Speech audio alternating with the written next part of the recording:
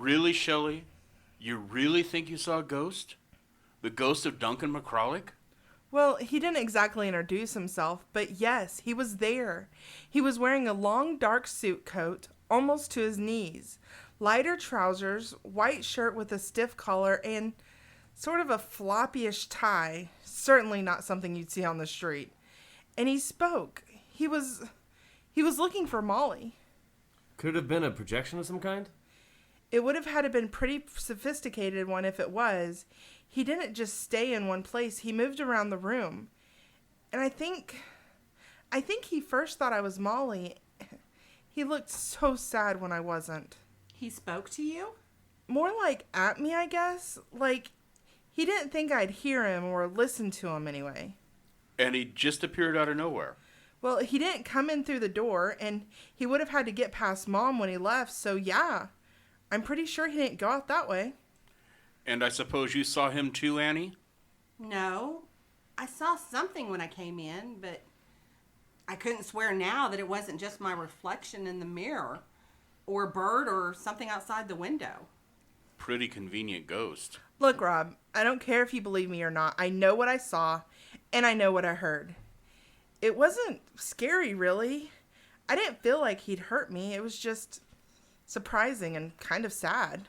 Oh, so now we're feeling sorry for Ghost? I don't know, Rob. I mean, think about it. Even if you don't believe in them, the idea of a person being stuck somewhere away from everyone they know and love, well, that's not exactly a cheering thought. And what if he deserved it? He didn't. I mean, I've been reading Molly's diary, and she has nothing but wonderful things to say about him, even if she feels he's being a bit in denial about what's going on. Do you mean the McCrawlick curse? Yeah, exactly. Aw, come on. I think you're both beginning to get sucked in by the hype that Annie wanted to build on. A curse? Can you really hear yourselves? Can you explain it any other way? Easily. Pranksters, con artists trying to pull something. Or just as I was saying, you're letting all this build up until you're letting some spooky stories influence and affect everything you think. It could be any number of things or explanations that have absolutely zero to do with anything supernatural. Fine. You think it's all fake? Prove it. Wait, where are you going? I'm going to call in some favors, and getting people who would know exactly how to fake something like this to come and check things out. Fine. You think that this is all fake, but you have to admit, you've gotten scared a few times too. And that's why I want to make sure what's going on. I want all of you safe. And I'm going into town. What for? Because I need a few answers too. Why, hello there. Can I help you? Yes, I'm here to see Mr. Barnett. He'll be a minute. I'll be happy to keep you company until then. What's your name, handsome? Will Pledger. My mom is Annie Sills. Her and my stepdad bought a house from Mr. Barnett recently, and I'd like to ask him a few questions. Hello, young man. Did I hear you say you're Annie Seal's son? Well, of course you are. I see the resemblance. Why don't you come to my office and tell me what I can help you with? Thank you for seeing me, Mr. Barnett. I understand Rob came to see you recently, but I'd like to ask you some questions about the house myself. Not sure I can tell you any more I've already told him. I think there's a lot more to tell. What makes you think so? I saw all the deeds. The house has been quite a moneymaker for you between all the commissions and buying it at a foreclosed price and then selling it to my mom and Rob for a really good chunk of change. I assure you, I've made all my money honestly. Oh, sure. I'm thinking it was beneficial for you to keep your rumors quiet, seeing how you sold it numerous times for folks who up and abandoned the property, only for you to sell it over and over again. Just wondering why you held on to it for such a long time after your son's incident. But I guess there's not too much on the market for a house with that kind of history. I bet my mom coming along was probably the answer to your prayers. Here's someone willing to pay a good price and actually wanting a house rumored to be haunted. I figured if anyone knows the truth about that house, it'd be you. So, makes me wonder, just what aren't you telling us? What happened with my son aside, the rest is really all speculation. Who knows why the owners all left? People get spooked easy. People embellish stories. Left? They didn't just up and leave. No one just leaves a house because they get spooked. They were never heard of again. They disappeared. The only person who lived in that house who can even be located is your son. And he's in the state mental hospital after murdering his wife. And he murdered her because the house told him to? That's more than speculation and rumors, wouldn't you say?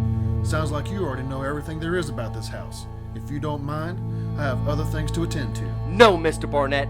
People died in that house. Why did your son really kill his wife? There's nothing else I can tell you. I think you should leave, son. Listen to me. If my mother or anyone in my family gets hurt because you withheld information, I will hunt you down and I will hurt you 10 times worse. Fine. Sit back down. I only know what my son told me. Go ahead. About a week before the accident. Accident? Really? Fine. About a week before he killed his wife, he came to me. God, I wish I'd listened. Maybe if I believed him, things would be different. But it all seems so impossible. There's no way it could be real. What did he say? They were hearing whispers and seeing things almost as soon as they moved in. They were convinced it was haunted. He knew the rumors, but I told him it was just their imagination. But after a while, he insisted they'd seen ghosts. All kinds of ghosts from different time periods. His wife even said she saw a maid cleaning one day. He said it was scary enough at first, but they became used to it for a while. But then they started feeling something different. Different? What do you mean? He said it was like an energy, a suffocating feeling of evil and anger would just surround them. My son found himself becoming quick to anger and paranoid. If you'd met him before, you know that was very uncharacteristic of him. All of this was troubling enough, but then the ghost started to warn them to leave before she trapped them. You mean the Banshee? Oh Lord, you know about the Banshee.